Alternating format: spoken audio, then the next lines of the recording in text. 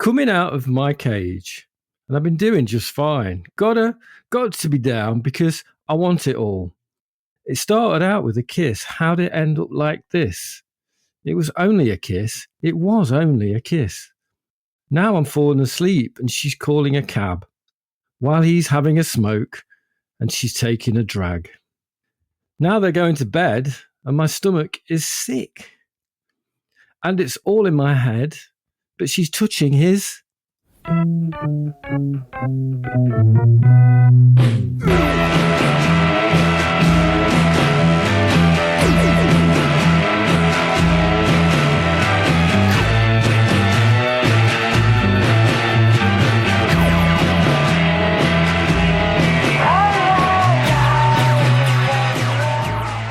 Hello. Season's greetings. Season's greetings. A joyous Noel. God blesses everyone. Hello, Bedford Falls.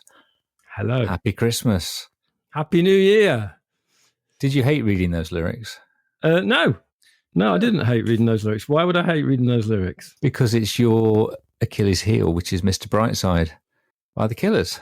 By the Killers, yes, it was. A tale of jealousy, paranoia, and heartbreak. You've been on that lyric website again, haven't you? I have. I've been on songmeanings.com again. Song meanings. And there's lots of diverse interpretations of that song, that's for sure. It's a very popular song, you know.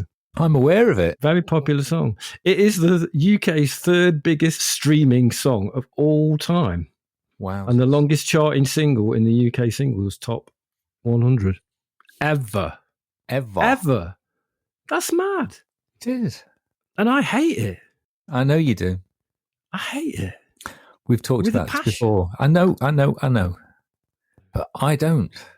Go on then. What do you think about it then? It's quite exciting. And, you know, it's nonsense, like all great pop songs. And it's about whatever you want it to be about. It's vague. Well, it is. According to songmeanings.com, there's loads of meanings about it. Loads. Yeah. It's really exactly, good. Yeah. It's one of those things. It's vague enough for you to be able to put whatever meaning you want onto it, I believe. Yeah, possibly. 20 years old. 20 years old. Oof. Yeah. Man and boy. But you know what? I've been digging deep. There are many different cover versions of it as well. I did not know There's a really good one by Paul Anka. Really? Yeah. And Kelly Clarkson did one as well. Well, you know, Kelly Clarkson does do a great cover version. I've got a lot of time for Kelly Clarkson. Yeah. Well, she's just a passable version of Mr. Brightside, that's for sure. Okay. And then there's one that I really, really hate by someone called Charlotte Campbell. And she does a kind of like the quiet, I think it's piano kind of, and female, you know, like it's like what I like to call the Love Island version of it. It's like they'll play it in one of those shows, you know, about like relationships and things like. It'll be a montage of people looking at each other over the fire pit. Yeah, that kind of thing. Yeah. That kind of thing. It's that kind of music. And it made me think, what would be the most ridiculous song to make a Love Island version of? Wow. That's a question, isn't it? Like something really Enter inappropriate. Sandman. Yes, that would be Sandman would be good, yeah. Yeah. If we're talking Love Island, yeah. Yeah, like a real like emotive version of something. Yeah. There's an engagement opportunity right there. Sweet. You know, you could do it. Cool. Somebody could do it. I'm not going to do it because I hate that song. Anyway. Welcome to the This Are Johnny Domino podcast. Wait a second. I still want to ramble some more about Go on, ramble on the Killers. Yeah. Brandon Flowers is a Mormon, you know. Mm-hmm. He's got like exciting religious beliefs. He takes no drugs, no alcohol, eats healthily, no smoking. Yeah. But smoking is mentioned in his breakout hit, Mr. Brightside. So I think that's a bit hypocritical, right? You know, it's all about like sex, isn't it? And that line that I hate, the one where but she's touching his, and in the rhyme scheme, it's clearly meant to be dick, right? Yeah. But then it goes to his chest now, and everybody sings along to that, and it makes me want to kill people. Anyway, I think we need to change the subject because this is not a positive start to the podcast, it's not. is it? Let's lighten it up. Hey, thank you for joining us for the This Are Johnny Domino podcast, episode number 40, the last one of 2024, the year of our Lord, 2024. Thank you for joining us. The point of this podcast is myself and my brother Giles talking about songs that we recorded up to and over 30 years ago, the memories that pop up relating to them, the memories that evade us relating to them, and we just argue the toss about stuff to do with music, really. We do. Yeah, this is going to be the last one of the year. I don't think we'll do another one before New Year, will we? I doubt it, mate. Unlikely. I doubt it. But we've got lots to talk about today. Mm-hmm.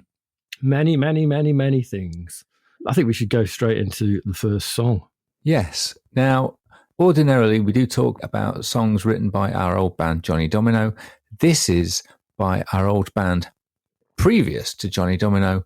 That was a band called The Millers.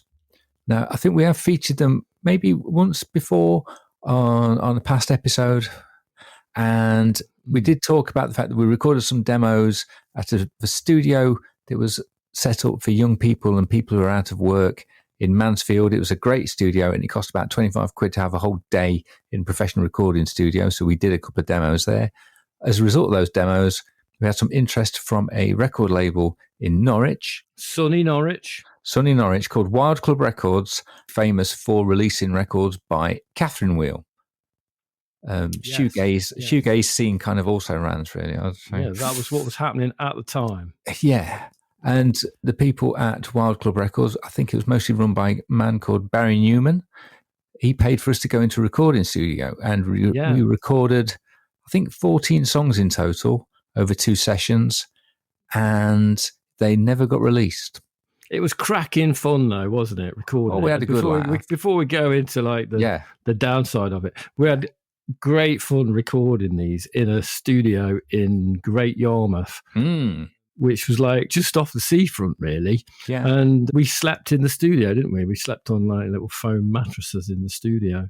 Yeah, and there's a big sofa in there as well. Yeah. And Hammy, Richard Hamilton, who was the engineer and owner of the studio, was it called Purple Haze? I don't know, man. Something like that. It was something like that. Anyway, he had a massive German Shepherd dog. He did. That was in the studio. So we've got some photos of us walking it on the deserted seafront at Great Yarmouth, off-season. Yeah. God, it was so off-season. Hammy was a bit like a giant German Shepherd dog as well, wasn't he? He was a good lad. He was a lovely old chap. Lovely chap. Not old, actually. He was a lovely chap. He was a good bloke. He had lots of stories to tell about his time in various bands. And I think he quite enjoyed working on our sessions. Well, he's definitely hid it if he thought we were annoying or our music was crap. So he was very good. He was very good at his job in that respect. That's professional engineer. That's professional, yeah. But yeah, it went pretty well. We enjoyed doing it, and we're going to play one of the songs and then have a bit of a chat about it. This is a song that we recorded called "Joey Knows What He's Done," and we're in our very much our intense young men mode at this point, weren't we, Steve? God, yes, absolutely. Can I just say one thing? That Hammy, he very much indulged my desire to basically record about 1,000 guitar tracks. It was kind of our Be Here Now without the cocaine and success. But it sounds a bit like we're on cocaine, possibly. We're on something. Yeah. Chips and Bad Sea Air. Yeah. And it's quite a noisy tune musically. And lyrically, I don't know what it's about really. But Joey obviously knows he's done something. It's one of those really kind of, oh, I'm so weird kind of lyrics that you write, I suppose, perhaps at that age. And I don't really know what Joey's done. It's never really disclosed in the song. I don't know. He may have committed some kind of crime. He may have taken some drugs of some sort. He may have split up with his girlfriend. He's done something a bit bad. He might have just forgot to hand in his English literature homework. Who knows?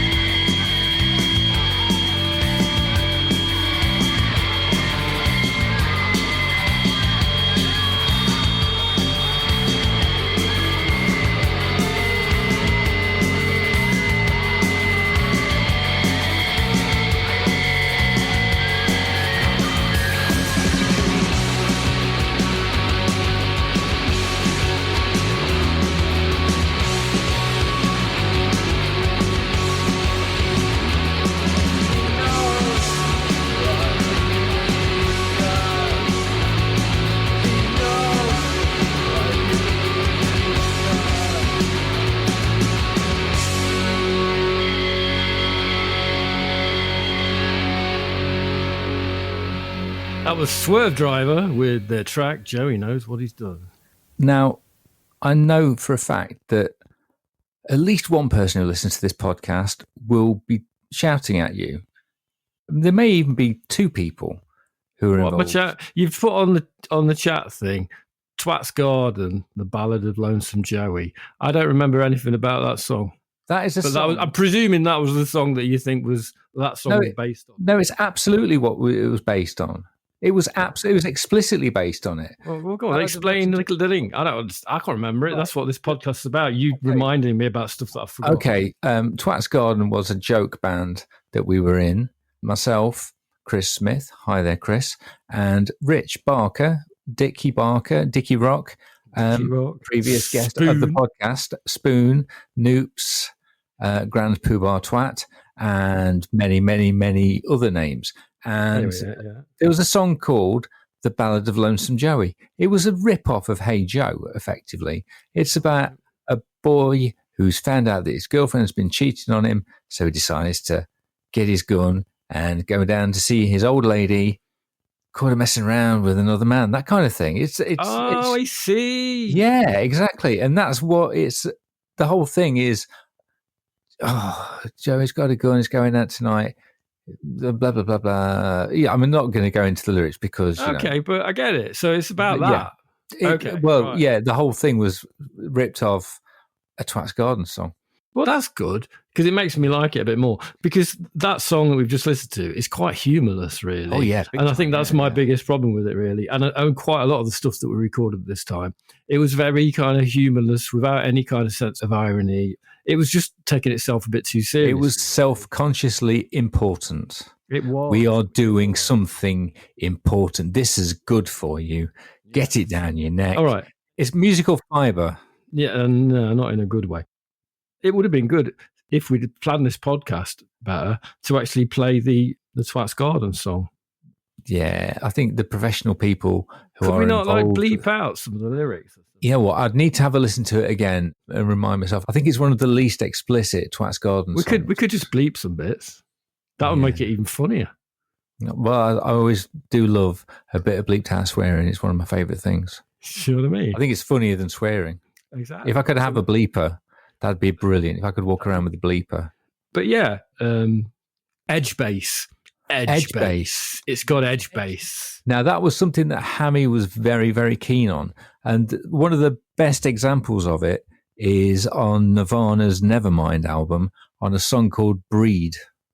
Has that got edge now, bass? That's got edge bass. I mean, it's absolutely lousy with edge bass, that track is. Explain what edge bass is.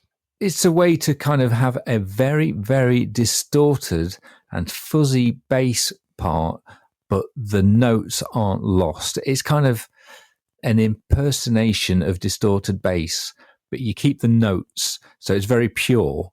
I think it pretty much gets rid of most of the actual original signal of the bass and just synthesizes a sort of a... Yeah, on the first session that we did as the Millers in Great Yarmouth, there's only one track of the 10 songs that we recorded. There's only one track that doesn't have the edge bass on it. Oh, it became part of our sound. Well, it became part of Hammy saying, this sounds good, stick it on everything. And it does really take over a lot on some of the tracks. I think, to be honest, on something like that track, it probably works quite well just because it makes it quite throaty and low end, but it's got an edge to it, hence the name edge bass.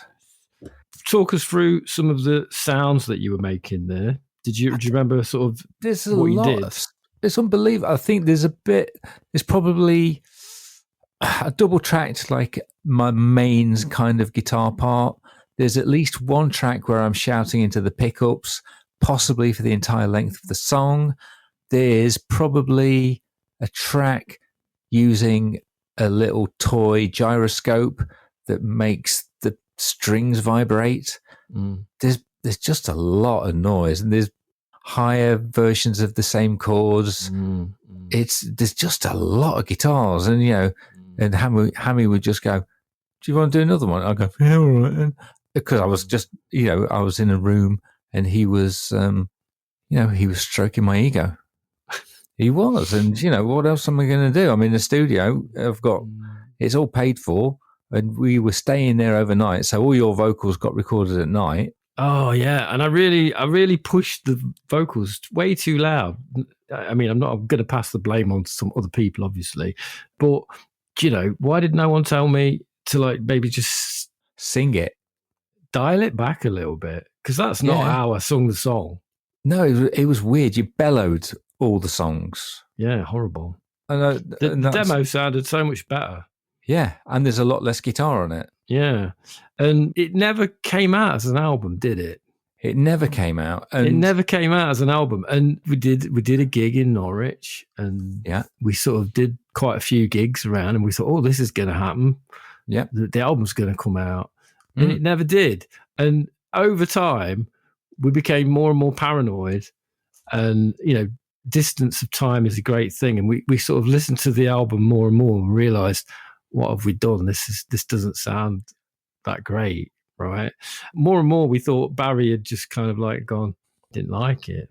Well, I remember at the time we did get word back through possibly Hammy the second time we went, because we did 10 tracks and then he asked us to go back and record another bunch of 4 songs. And I think Hammy said that Barry had said that we'd gone too far. Oh dear. And being kind of smart-arsey kids, one of the songs we recorded at the second session was a song that we basically wrote in the studio. And one of the chorus lines was, "Are we going too far?" Did we go too far though, Steve? Well. Friend of the podcast, Jock, Brian Price, the Archdeacon of Pop. The guy who drummed on that track. The guy who drummed on that, and he was the guy who wrote the fanzines. And he was also the guy behind sending out demo tapes that we'd recorded to various labels, including Wild Club. I spoke to him at the weekend, and he said, when asked about whether Barry hated the stuff that we'd recorded, he said this. I got in touch with him, or he got in touch with me one way or the other through the magic of Facebook. And I apologized. I said, look, I'm really sorry. We totally fucked those recordings up. I'm so sorry. He was like, no, you didn't. He said, I really liked them. He said, if I could have put them out, I'd have put them out. He said, circumstances were beyond me. Yeah. I couldn't do it. He said, I would have put them out. So he liked the recordings. The rest of us had more sense. Well, they were not the best recordings. There you go. Wow. So Barry quite liked it, and it could have come out, but it just one of those things that just didn't happen. So it wasn't. That blows anything... my mind. That blows my mind. For all these years, I've thought Barry just hated it. It turns out he didn't hate it. He did. And if he'd had the money, he would have put it out. Yeah, that's crazy. Isn't that bonkers? I mean, how do you really feel about those recordings, Josh? Because I know you've been listening to them recently. I don't hate them. I mean, in a way, I'm quite glad they didn't get released because I don't think it's the best stuff we ever did. No. But I don't hate it. It's no longer the kind of music I really like, but it's all right for what it is, I suppose. And this, there's some quite good playing on it.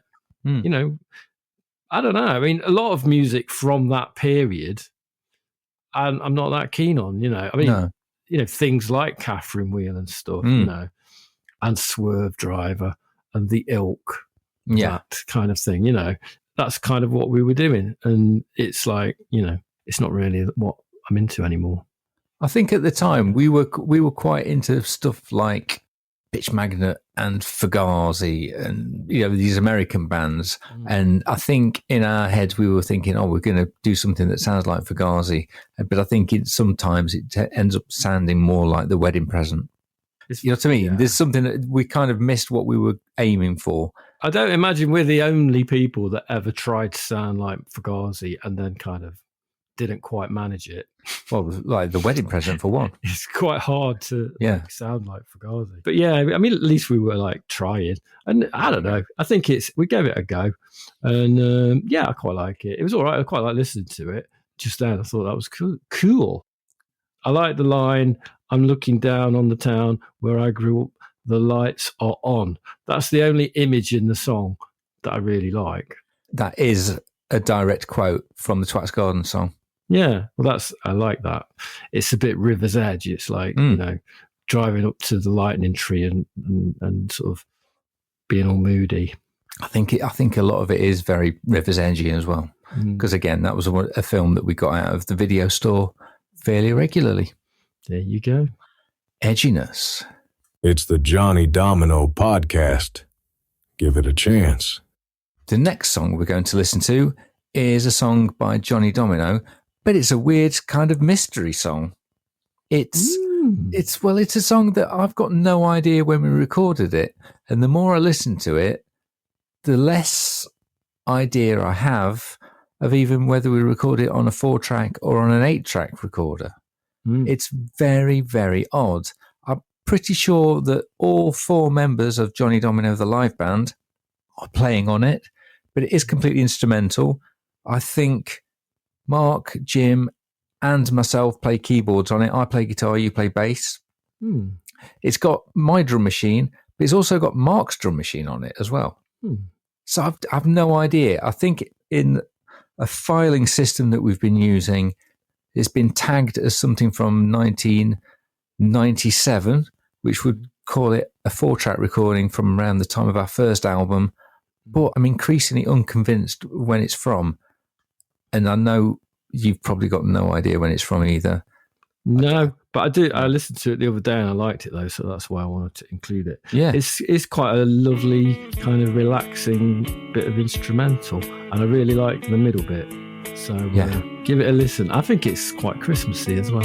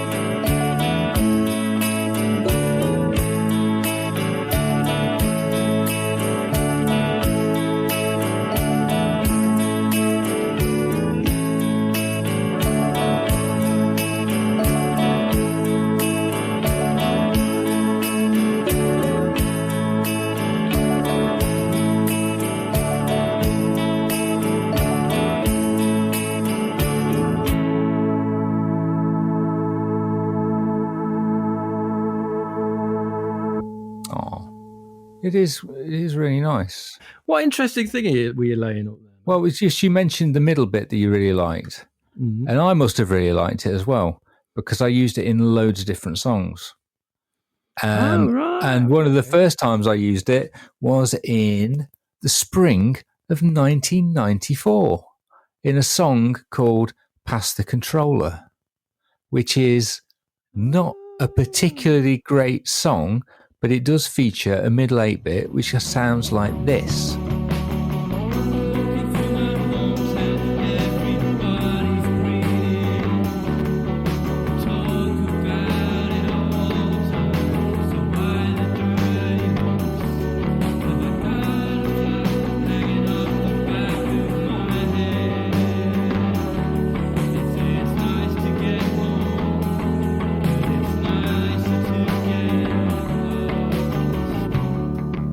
So we recycled the chords. Oh, yeah. I mean, they're not probably the most original chord change in the world, but I was obviously quite pleased with them because I used them a lot. It's good to recycle. I think it is. I mean, it's all good. We should all be doing more. And I was doing it was Christmassy. It was Christmassy. Yeah. Here's a Christmas cracker joke. Knock, knock. Who's there? Hawaii. Hawaii who? I'm fine. How are you? Yeah, good. Right. Was that recorded on 4-track? The instrumental, I have no idea because there are at least, I think there's 3 keyboard bits. There's the kind of arpeggiated bit. That's probably me on like a electric piano bit. And then there's kind of weird, sort of whoopy chords. And there's very drony keyboards. I think there's at least 3 keyboards on it. But, Jim wasn't averse to playing a keyboard. Hey, Steve, did you know that there is a Hollywood feature film being made about a man sitting in a room recording music on a 4-track? No, I did not. Did you not know about that? No, what is it?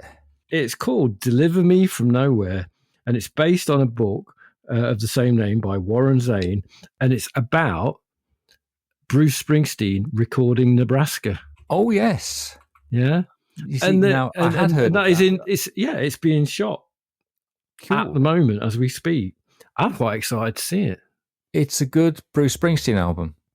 I think it's a great album. I love it.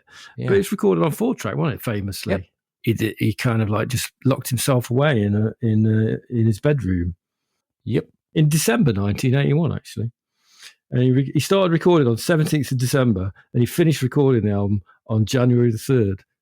Yes. So over the Christmas period, he recorded Nebraska. And it's got some great songs on it. It's got a great sound.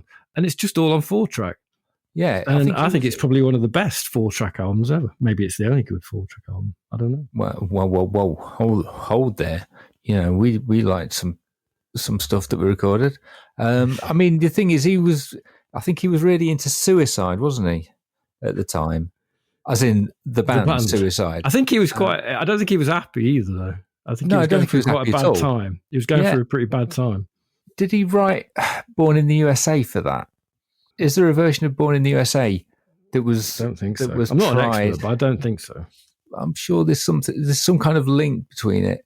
But I think he did try and record them with the band, and then he just kept going back to the 4-track tape. So he basically said, just put this out. Oh, wow. Okay. Yeah. It's got loads of good songs on it. Mm. One of my favourites is Highway Patrolman. That's a tune, yeah. That's a song that makes me cry. And it's about brothers, isn't it? It's about the relationship between brothers. Yeah. Well, I remember reading about that in, what is it, Mystery Train, the Grail Marcus book. And it's kind of one of those things that makes you think, well, maybe Bruce Springsteen isn't shit, because at the time when you're hearing Born in the USA and all that kind of crap, you're kind of thinking, well, Bruce Springsteen's shit. And then you listen to Nebraska.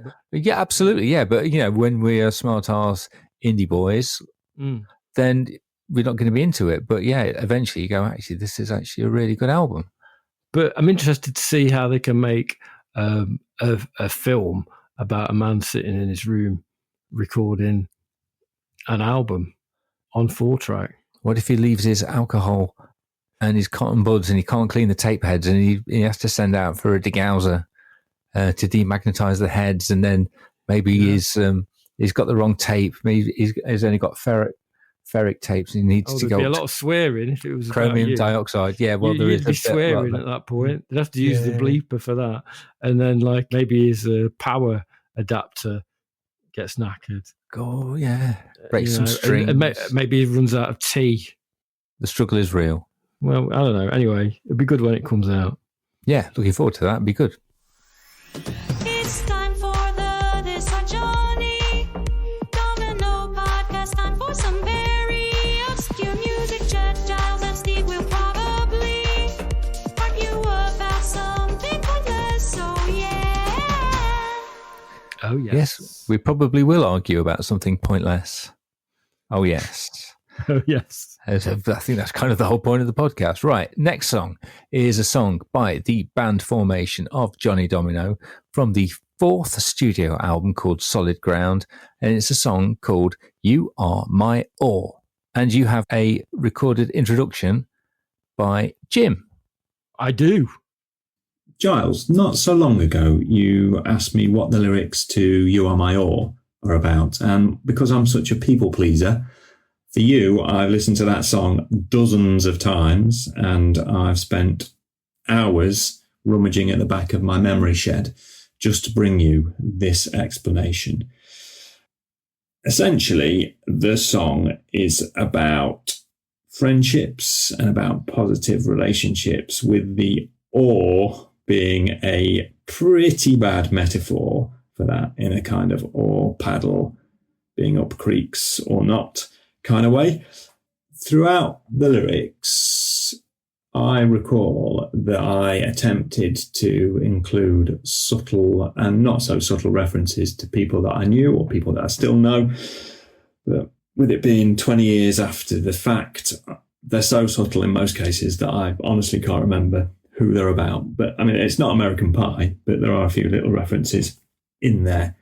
The only one that I can remember is about my old mate Jen, and that is the Inky Little Frog reference, which refers to a tattoo. And the fun fact is that Jen's mum was a contemporary of Andy Partridge of XTC. They went to school together in Swindon back in the day. And according to the man himself, the song When You're Near Me, I Have Difficulty is about Jen's mum. That's pretty cool, unlike the reference to Jen in this obscure song. Probably the other thing worth saying about the lyrics is that the idea that I had is that I wanted to write a kind of a dance song. So sort of a, the twist or the locomotion or something like that, which it was probably for the best that idea got completely abandoned. But there are a few words in there that were reworked that are sort of the remnant of that. And they're the sort of the get up, stand up, go down on all fours bit. And the other thing to say about that is there are songs that from time to time I get a little bit obsessed with and listen to on repeat. And in this case, the song that I was listening to obsessively was Walk the Dinosaur, Was Not Was, which are kind of, that's not really a dance song, but it was kind of reinterpreted as a dance song. And I think those lyrics there kind of reference Walk the Dinosaur a little bit. So that's basically it. I mean, I could talk about the recording and the use of compression, etc., but I'll leave that sort of thing up to Steve and Giles. There you go. You Are My All. Ta-ta.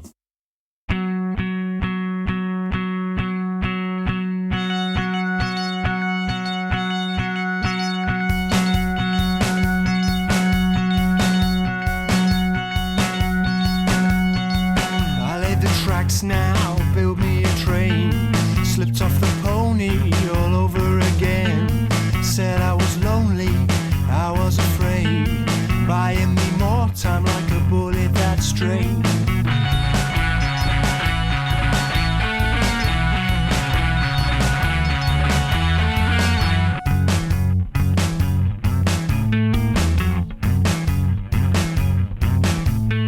Sleeping like a cat, treated like a dog, riding on your shoulder like an could be drifting, might even be lost.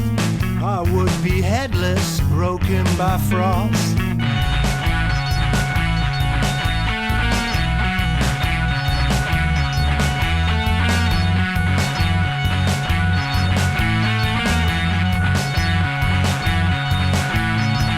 Wear a smile like an old coat, leave it at the door.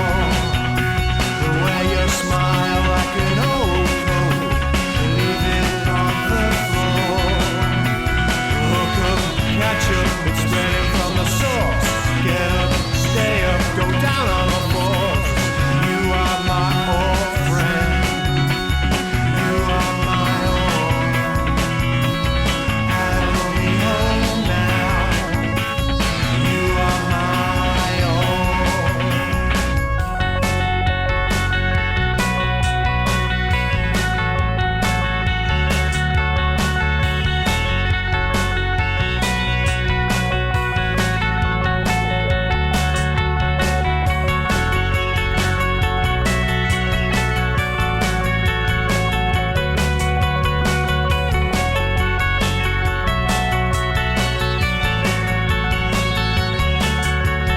I will be cunning. Call me the fox, sliding all over the slippery rocks. Man with a dog head, playing for cash. Consider your own skin, 'cause I am your rash.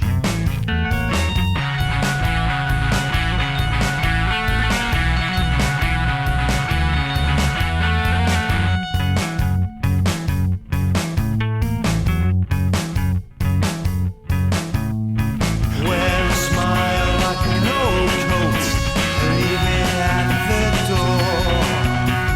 Wear your smile like an old coat, leave it on the floor. Hook up, catch up, it's spreading from the source. Get up, stay up, go down on the fours. You are my old friend. You are my own.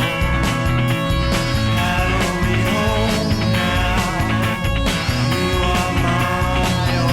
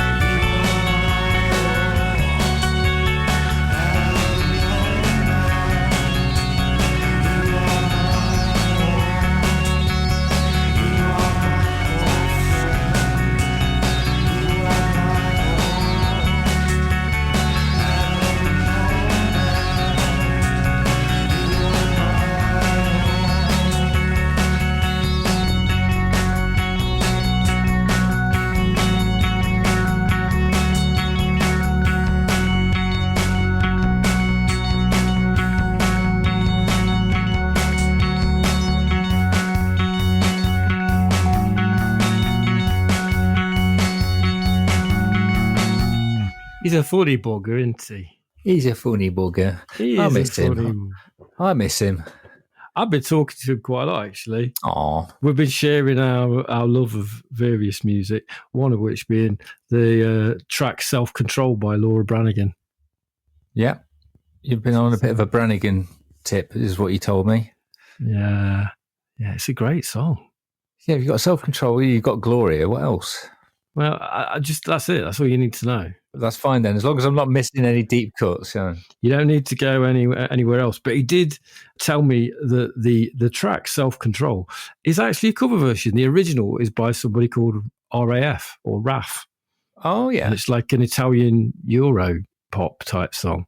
It's very Nice. good. It's very Cool, good. cool. Listen to I'll put it in the links.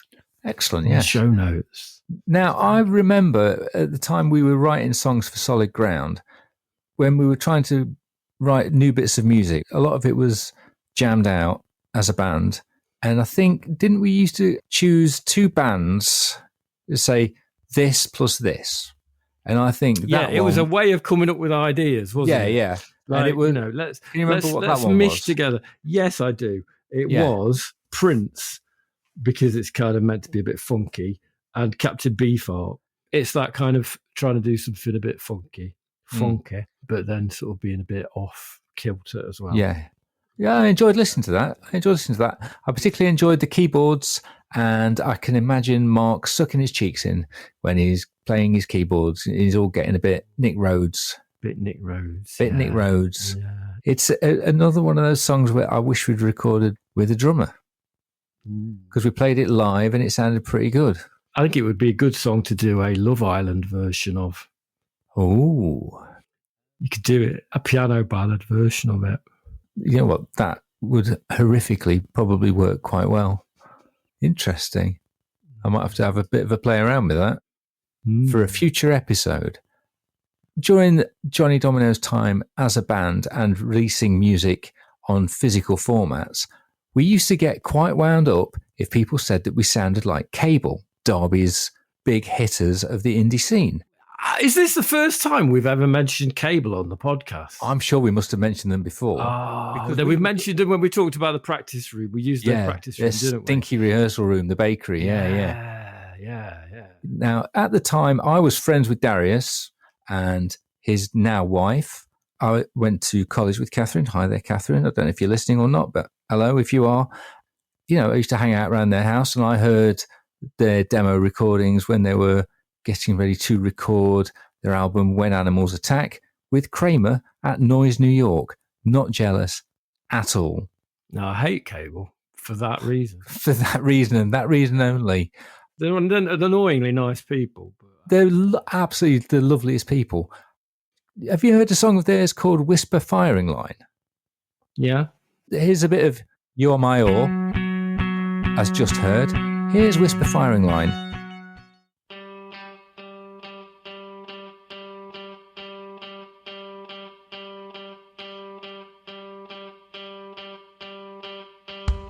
There's the bit of that there. You know, let's do a mashup of them.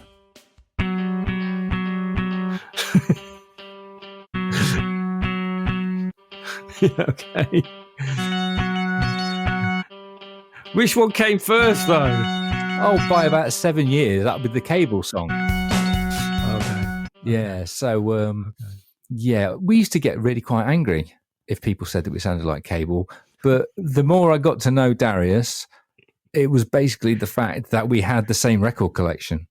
We did. How many gigs did we do with them? We did a few. Quite a few. We did at least one gig with them.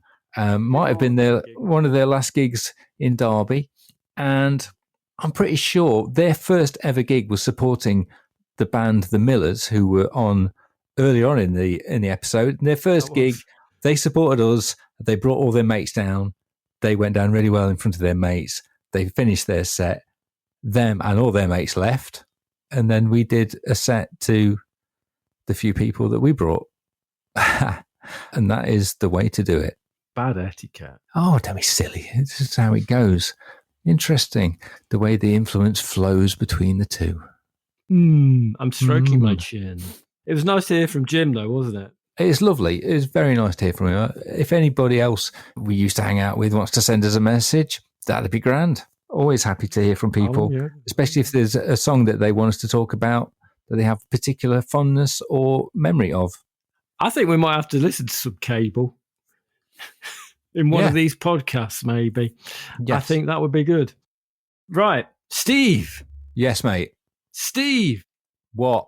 You know how it's Christmas? Yeah. It's quiz time. Okay, quiz time. Go on. So, Steve, I've got a bit of a quiz for you, right? There's a couple of rounds, but I thought, you know, as it's Christmas, we'll have a bit of a fun quiz, right? Yes.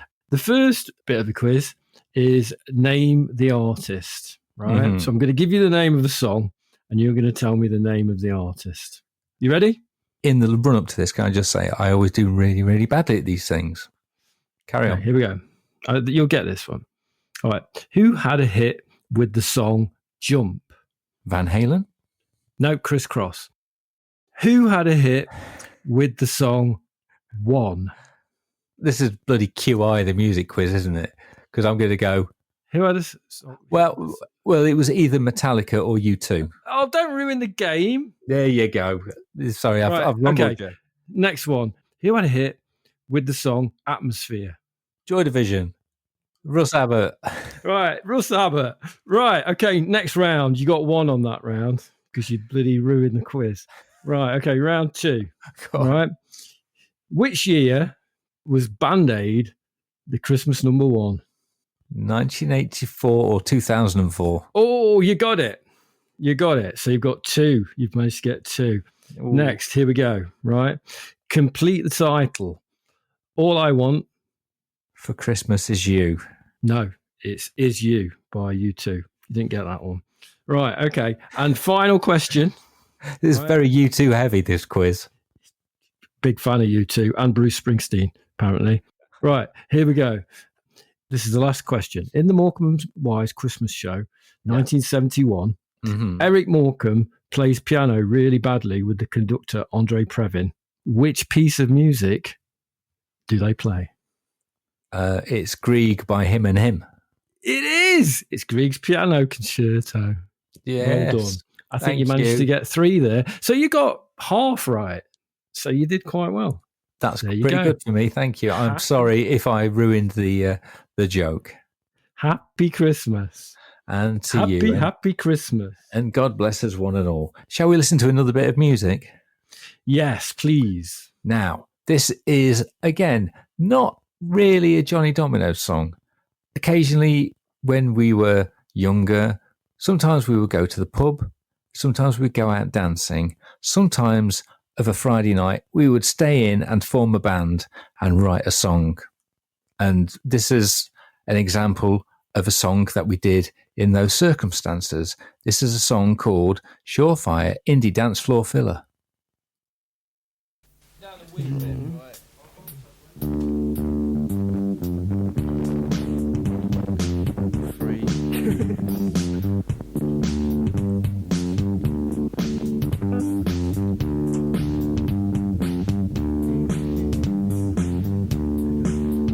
Stand around, look at each other, mind the words, smile at your mate, feel good, 'cause you know the song, hold on, here's the bit, where you go. Oh yeah! Shake your head, shake your head, shake your head, shake your head, oh yeah! Shake your head, shake your head, shake your head, shake your head, yeah! There's it, go.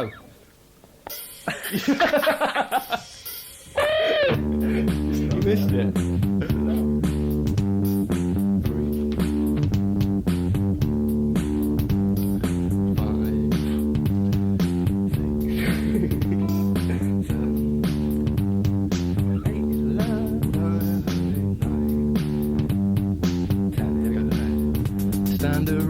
Stand around, relate to the words, try to get near to the babe, the babe with the flowery dress. Don't smile at all, because you are so cool.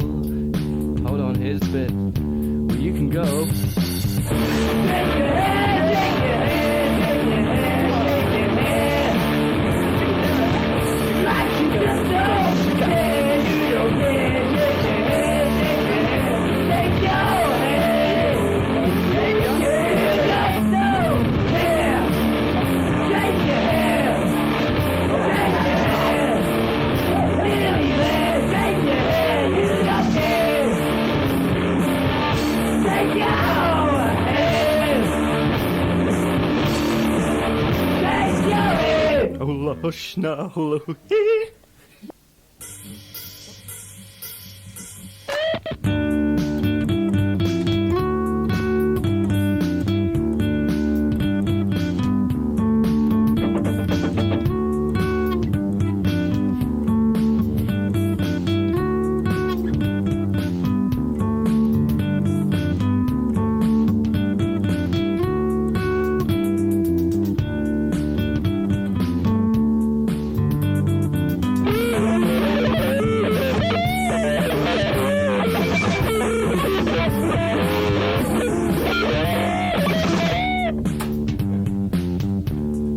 lost my hair web, I ran in my pants. I lost my hair web, I ran in my pants. I ran in my pants, but I was full of twins. I ran in my pants. I lost my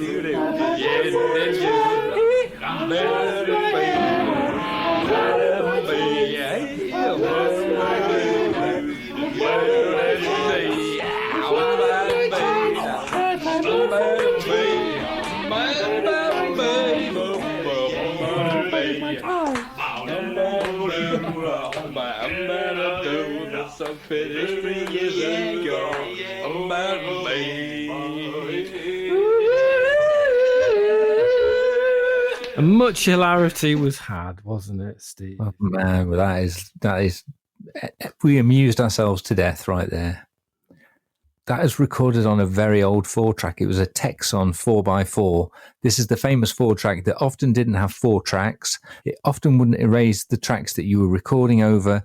There is so much hiss on that one, and there's a lot of stuff going on with the dynamics on that song. I think Sounds like Albert's you've remastered it, Steve. I had to go at it, but I tried to get it a little bit more all at one level. I might have gone overboard. I think it's all right. It's an ironic stab at the loud, quiet aesthetic. That we loved. That absolutely did love. On that recording, there's you singing a bit, me playing loud guitar, Albert's on bass, then Jock is playing acoustic lead guitar and doing one of the strangest backing vocals ever committed to tape. Well, it's like a weird segment, isn't it? It's a very peculiar bit. Yeah. I don't really... What does he say again? A hula hoshna, a hula huhi.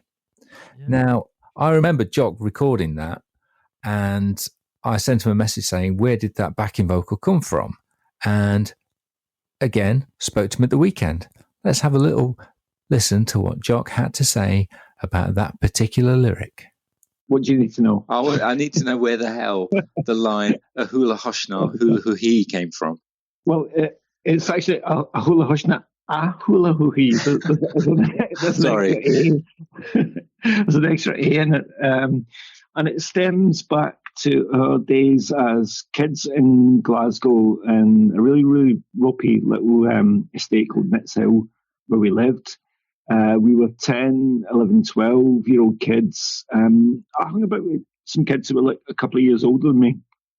But the key that we all had was we were all into two-tone. Yeah. So we were all Massive Madness specials, the Beat Selector fans. Basically, we couldn't play instruments. We wanted to be a band, obviously, as you did at that age. Yeah. But we couldn't do it because we just didn't have the resources or anything like that. So basically, we would get round each other's houses, we'd put the records on, and we'd just jump around the bedroom, just pretending we were Terry Hall, we were Suggs, we were Chad Smash. I obviously realised I could play drums round about that time, and I would hit things and stuff and hit things in time. Other people would kind of like hit tennis bats in time and strum in time with literally with tennis bats. That was our guitars. It's like, right, where do we go from here? Start writing our own songs. And we tried to write songs, but we didn't have any instruments to write songs with. So we just kind of fart about and just kind of do stuff and just kind of play along to whatever we could play along to. And then there's a kid called Smitty, Stephen Smith, just one day out of absolutely nowhere. He was like, I've got this great backing vocal, a great little line for you. We're like, go on then. He was like, hola hoshna, hola hoo-hee. And we were like, right. We're all just like, well, it's a bit Elvis. It's not really two-tone. It's not Chas. It's not Suggs. He's like, no, it's great. Oh Lord, and he was just like, and he was shaking from left to right as he sang it, and it was we're like, okay, right, fine, fantastic. Yeah, whatever. I think it was instantly forgotten about until about 10 years later when I remembered it.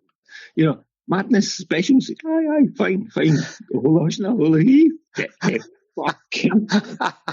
There you go. And there is the story of a hula hoshna, a hula hoo-hee. Yeah.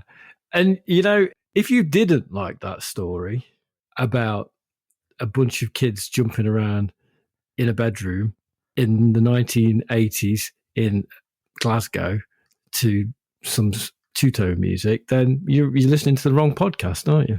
You're very much in the wrong place. But you may, if you did enjoy that story, then you may be pleased to hear that there is a forthcoming major motion picture about the young lads of Glasgow jumping around with tennis rackets, writing songs.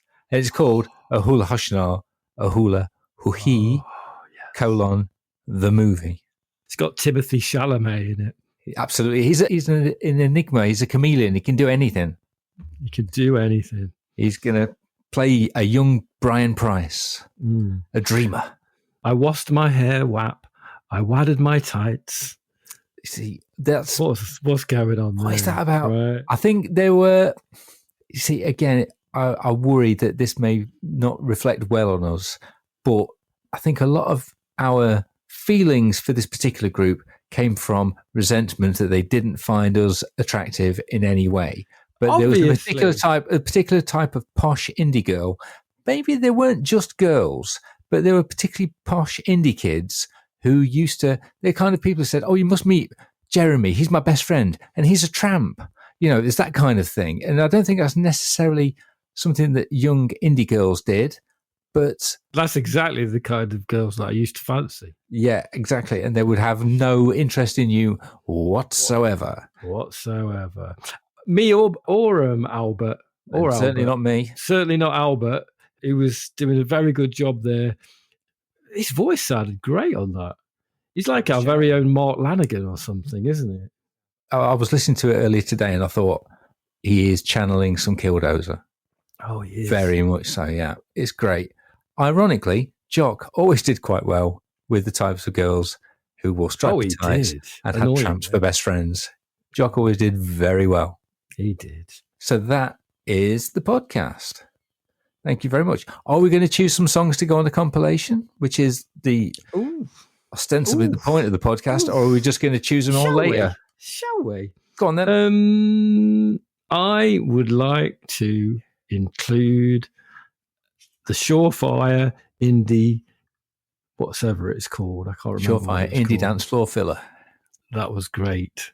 And it's not going to win us any new fans, but I think it's very representative of our aesthetic. It's a particular period of the aesthetic, definitely, yes. Yeah. I think that sums up how we are now, really.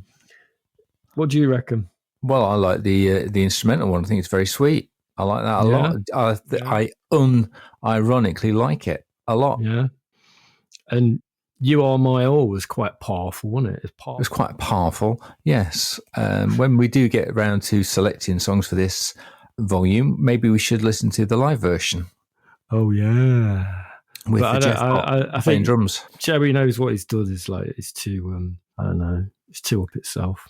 It's too loud. You're just shouting at people. Stop it.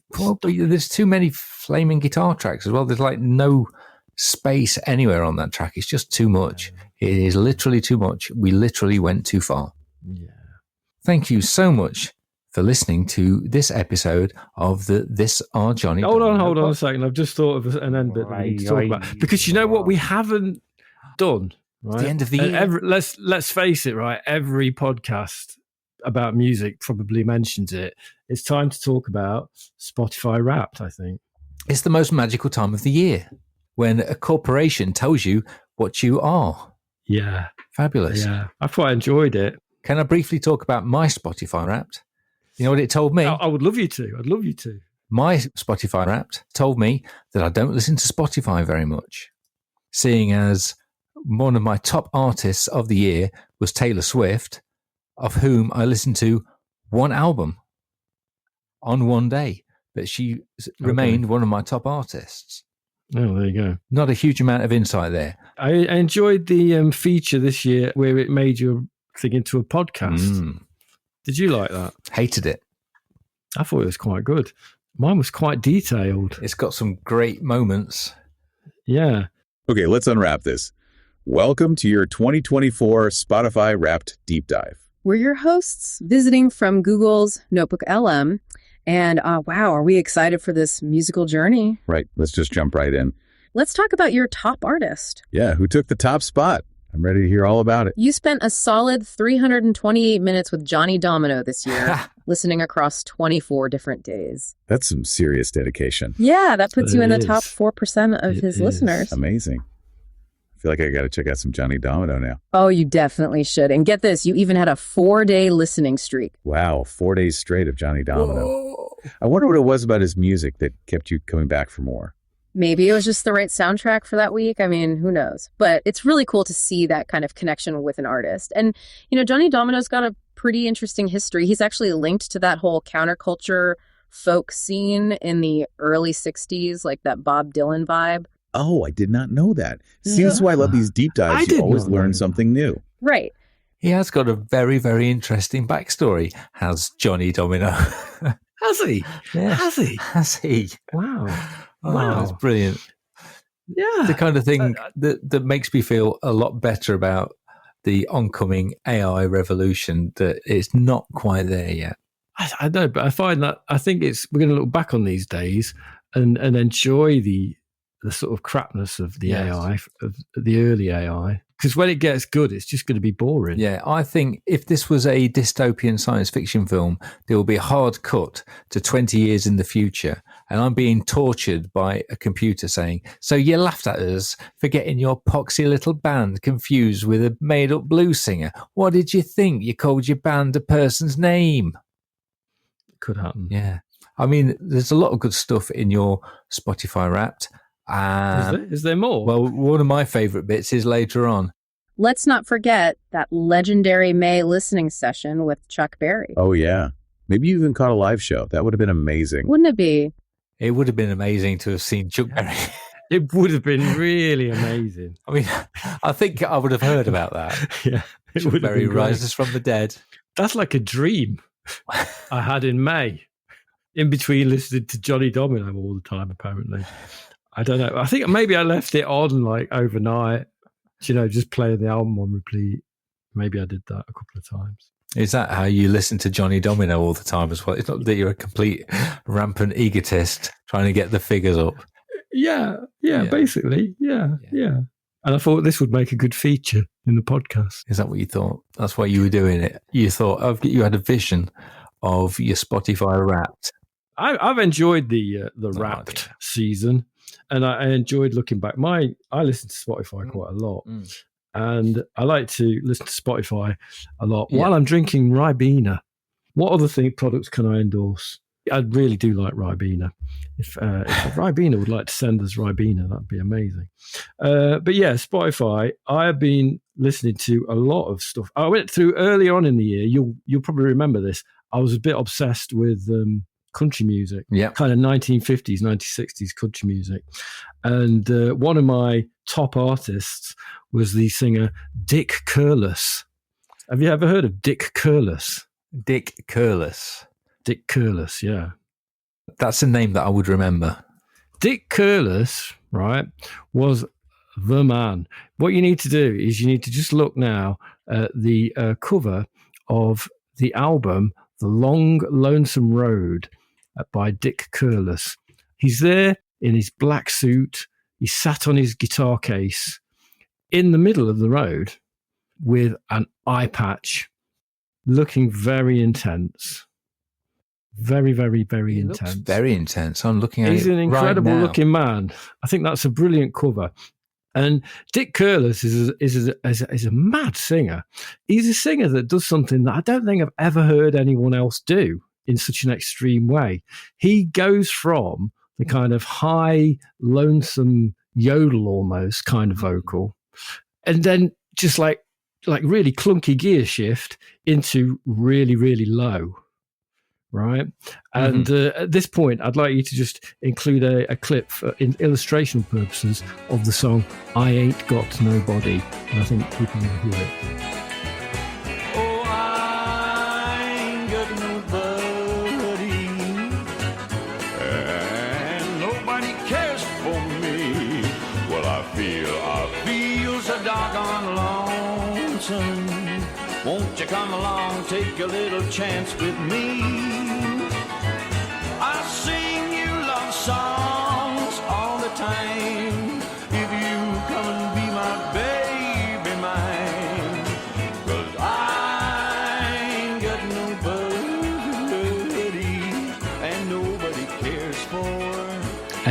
think, I think get into some Dick Curless. He's my top pick. Here's your top pick.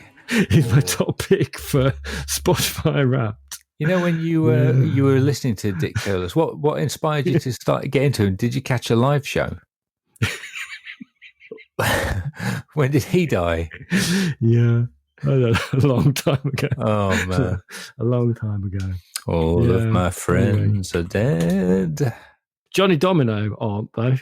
No, they're still going at the moment, and we're still making this podcast. So there's hope yet. That's it, really, for today. I haven't really got much else I wanted to say. We'll see you in the new year. Thank you very much for listening to us.